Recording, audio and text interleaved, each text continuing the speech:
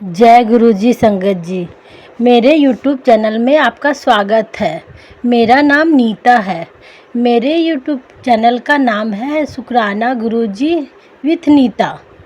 मैं आपको दिव्य आभा का सत्संग शेयर कर रही हूँ। मेरी दीवार पर 2 चक्षु। प्रश्न मुद्रा में गुरुजी ने अपने भक्तों को अपने चित्र बांटते थे, पर यह करते हुए वह सदा मुझे टाल जाते थे। मुझे अत्यंत दुख होता था, लेकिन अड़ियल होते हुए भी मैंने उनकी आज्ञा का पालन किया। 5 बहनों में सबसे छोटी होने के कारण मुझे बहुत लाड़ प्यार मिला था। मैं प्रतिदिन 7 बजे संगत में पहुंच जाती थी। 2 वर्ष के बाद एक दिन मुझे देर हो गई। भक्तों ने बताया कि उस दिन गुरुजी ने कम से कम 10 बार मेरे पहुंचने के बारे में पूछा था। मैं स्तंभ रह गई। उस दिन वह अति प्रसन्नचित्त लग रहे थे। उन्होंने भविष्य में विश्व में होने वाले घटनाओं और स्वरूप का उल्लेख किया और घंटों वार्तालाप करते रहे। भक्तों ने जो सुना वह आजकल समाचार पत्रों के मुख्य समाचार होते हैं। मैंने अपने हाथ जोड़कर उनसे प्रश्न किया।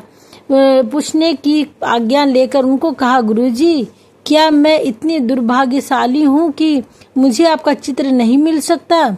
गुरुजी ने उत्तर दिया कि मुझे चित्र की आवश्यकता नहीं है, क्योंकि वह मेरे हृदय में बसते हैं।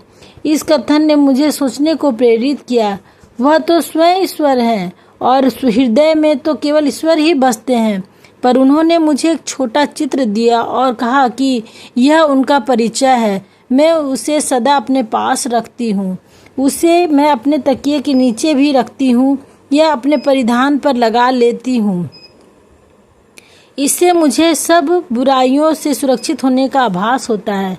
मैं अपने शयन कक्ष में गुरुजी का चित्र रखती थी और उसकी पूजा करती थी। कालांतर में उसमें 2 चक्षु प्रकट हुए। आकार में वह बड़े बड़े और अति सुंदर थे। मैं उनसे कभी भयभीत नहीं हुई। मैं उनसे सदा पूछा करती थी कि वह ब्रह्मा, विष्णु या महेश में से कौन है, लेकिन वह केवल पलक झपकाते।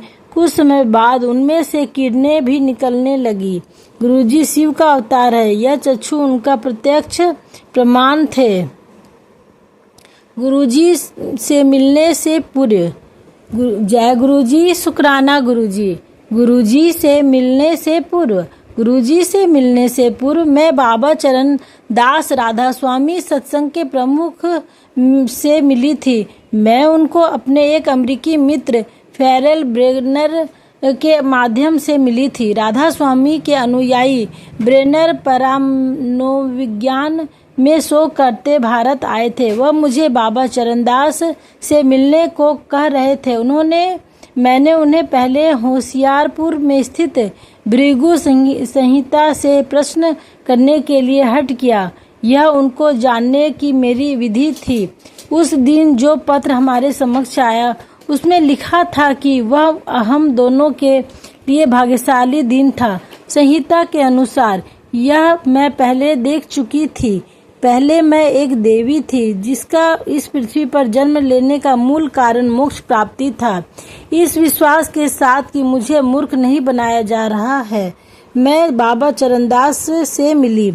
वह लोगों को दीक्षा देते थे।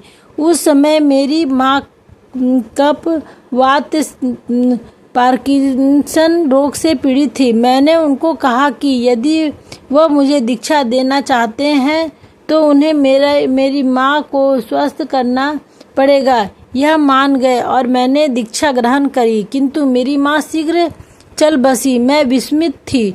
बचपन से मैं अतीन्द्रियदर्शी रही हूँ और आने वाली घटनाओं को अक्सर मैं स्वप्न में देख लेती हूँ।